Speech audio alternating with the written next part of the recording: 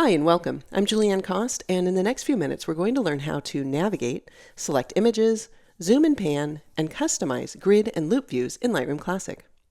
To move between grid and loupe view, we can use the icons in the toolbar. This is the one for loupe, and here's the one for grid. We can also use the keyboard shortcuts, E for loupe and G for grid.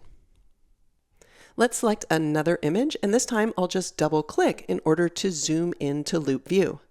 Once we're in loupe view, we automatically get the zoom tool. I can click to zoom in, and then use the hand tool in order to pan around my image. If I click again, I'll zoom out, and if I double click, I'll zoom back to grid view. You can also tap the space bar to move from grid to loupe view, tap the space bar again to zoom in, and then tap it again to return to loupe view.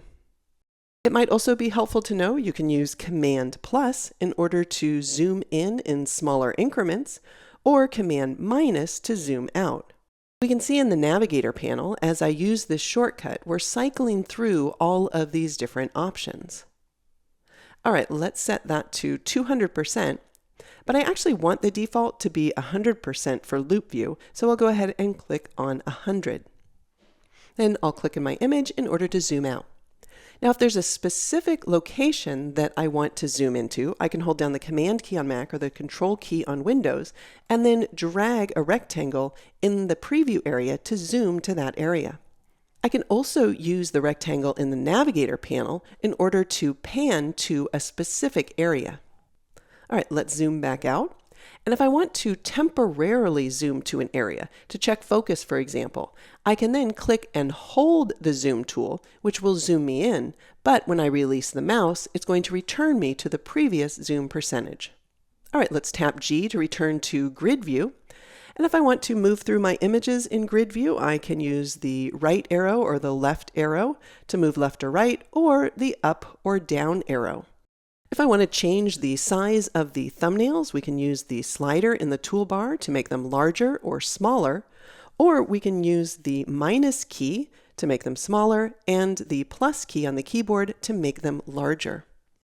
Now, if I want to select all of these images of the mushrooms, I can click once to select the first image, and then hold down the Shift key and click on this other mushroom in order to select these contiguous images. If I want to select this other mushroom that is not next to the others, I can hold down the Command key on Mac or Control key on Windows in order to select it. If we want to select all of our images, we can choose Edit and then Select All. We can also select None and invert our selection at any time. If I want to deselect all but one image, instead of clicking in the thumbnail for that image, I would click in the gray slide mount area. It's important to know that when you have more than one image selected, that Lightroom Classic knows which one is most selected. Here I'll select these 4 images again, and it's the image that has the brighter highlight in the slide mount area that's the most selected. This means that if I were to tap the E key, even though we have 4 images selected, Lightroom Classic is going to display the one that's most selected. And if I were to make any changes, it would only make the changes to this image. For example, I'll use the drop-down menu on the toolbar in order to show color labels, and I'll add a color label to this image. Then I'll tap G to return to grid view, and we can see that color label. Even though the other images were selected, they don't have the color label because we applied it in loupe view, so only this image, the most selected one, got the color label. Now, since I'm in grid view, let's also show the color label so that we can see the difference. I'll go ahead and add a red color label, which will remove the yellow one from this image, but because all 4 of these images are selected, they're all going to get that red label. All right, I'll tap E to go to loupe view. With these 4 images selected, to quickly move between them, we can use the icons here in the toolbar, or we can use the left and right arrows on the keyboard. Now, to put the focus on the image and not the interface, we can view our images in full screen.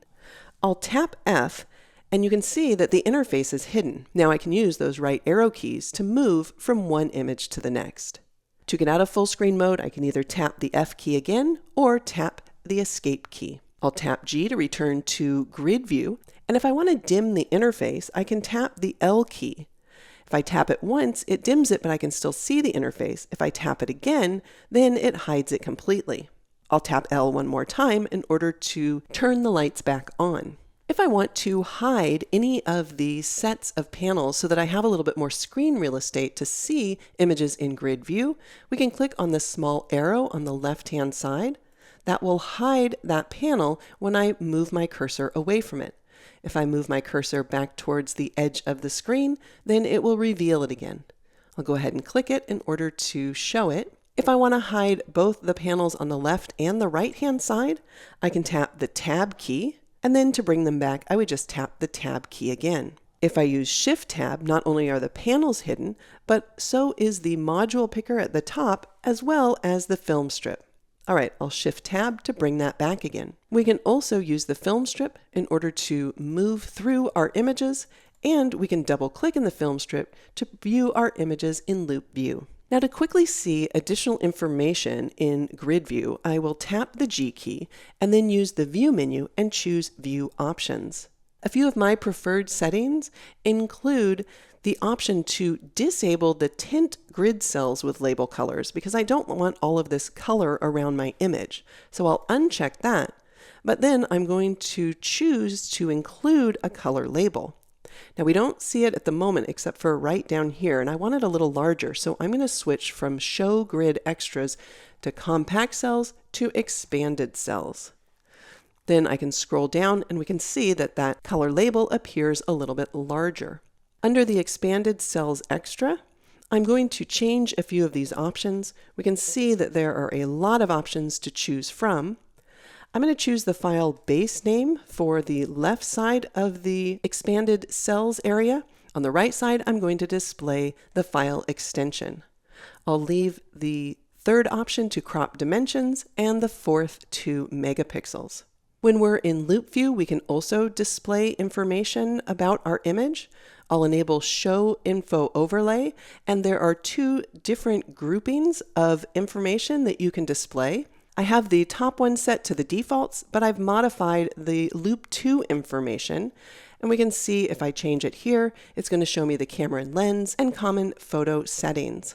All right, let's close this, and now I can use the I key in order to toggle through the view options when I'm in Loupe View. All right, let's tap G to return to Grid, and we can see all of the additional information in our expanded cells. I'm Julianne Cost. Thanks for watching.